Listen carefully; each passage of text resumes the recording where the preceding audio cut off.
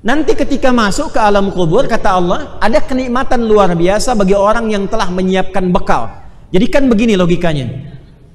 Anda nggak mungkin datang ke sini kalau nggak menyiapkan bekal dulu kan? Terus pantau situasinya. Bahkan lihat bagaimana trafiknya di jalan. Yang ini padat, belok ke sini. Yang ini penuh, cari alternatif, gitu kan? Baik, itu untuk menuju satu tempat saja di dunia. Gak mungkin Anda tiba ke sini kalau tidak mengenal jalannya. Menyiapkan bekalnya. Nah, gak mungkin bisa ke sini kalau nggak tahu situasi dan jalannya. Berbahagianya, bersyukurnya kita, alam kubur itu jelas di Al-Quran dibentangkan informasinya. Ini suasananya. Kalau bekalnya sudah kita kumpulkan, kita siap, maka masuknya enak. Jangan engkau duga, orang yang menjadikan semua kegiatannya saat di dunia untuk mencari bekal persiapan pulang ke alam kuburnya sebelum ke akhiratnya, wafat begitu saja. Bal ahya'un, tapi dia di alam kuburnya akan diberikan kehidupan dengan fasilitas yang mewah. Inda rabbihim yurzaqun, dilimpahkan rizki yang tidak pernah berhenti. Farihina bima atahumullahu min fadlih, saking banyaknya rizki yang dilimpahkan, dia merasakan kegembiraan yang luar biasa. Ini poinnya.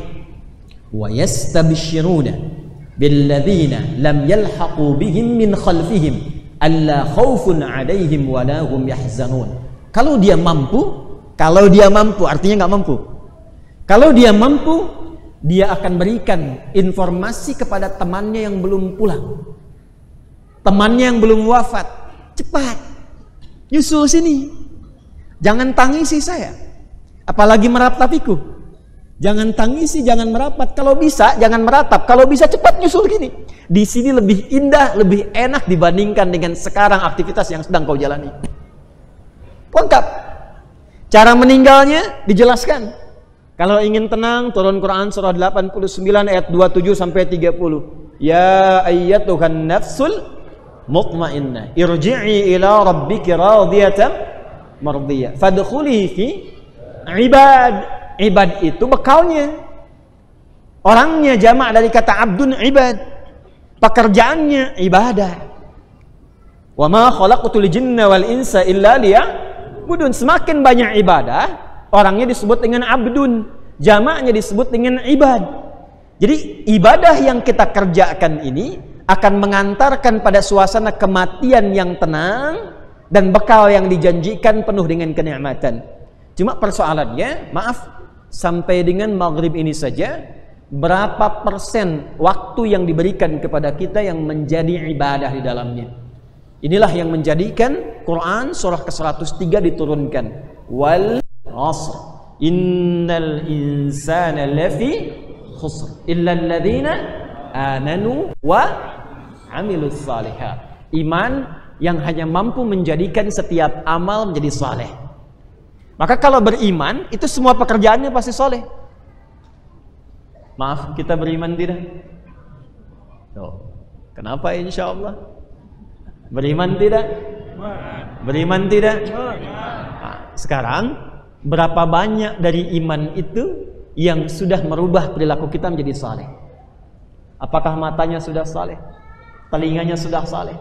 Lisannya sudah saleh? Berpakaiannya sudah saleh? Pekerjaannya sudah saleh, di rumah sudah saleh, mendidik anak sudah saleh, belajarnya sudah saleh belum? Nah, itu yang mengantarkan kita pada kemuliaan. Kuncinya di iman.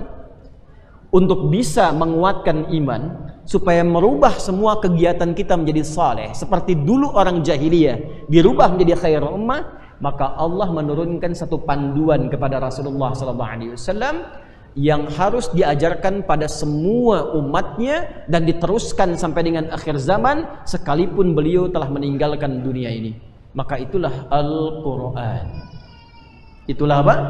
Al-Quran, panduan kehidupan yang membimbing setiap hamba menjadi lebih baik dan berpotensi mendapatkan kesuksesan dan kebahagiaan di setiap tempat yang ia pijak. Maka dalam bahasa Arab disebut dengan hudan namanya. Apa namanya? Hudan. Maka Al-Quran diturunkan di hari mulia, bulan mulia, sebagai hudan, pedoman untuk semua manusia tanpa kecuali yang menginginkan kesuksesan dan kebahagiaan dunia dan akhirat. Maka turunlah Quran surah kedua Al-Baqarah di ayat 185. Syahrul Ramadhanal ladzi unzila fihil Quran hudan linnas. Diturunkan Al-Quran di bulan Ramadan itu tujuan pokoknya bukan sekedar ingin mengangkat keistimewaan dan keagungannya, tapi ingin memberikan pesan penting di dalamnya bahwa ini pedoman hidup kita. Alhamdulillah, ini nggak bisa disangkal. Bacaannya abadi sampai dengan sekarang. Tak ada yang kurang satu huruf pun, tak ada yang berubah satu titik kalimat pun. Dituliskan mushaf, isinya sama semua. Orang penghafal bisa dicek hafalannya sama semua. Maaf, saksi sejarahnya masih hidup, rasulnya dibuktikan ada, tempat lahirnya ada, tempat hidupnya ada. Orang-orang yang dulunya berada dalam titik nadir keburukan jahiliyah berubah menjadi khairu ummah setelah diberi petunjuk oleh Al-Quran, dan semua sukses. Yang di birokrasi dapat capaian tertinggi, yang bisnis gak nanggung, kekayaannya luar biasa. Yang di militer gak nanggung, 38 panglima, satu panglimanya bisa menaklukkan Persia dan Romawi.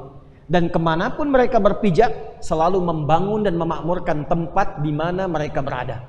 Itulah Al-Quran. Jadi Al-Quran itu solusi, bukan cuma bacaan. Jadi kalau Anda ngaji Quran, seharusnya bukan sekedar menjadi bacaan, walaupun itu mukjizat dan berpahala. Seharusnya yang kita baca itu membimbing kita. Misal Anda baca ayat tentang mata, itu seharusnya ayat yang dibaca itu langsung merubah cara pandang kita. Misalnya Anda sampai ke ayat cahaya, Quran surah ke-24, ayat 30 untuk laki-laki, 31 untuk perempuan.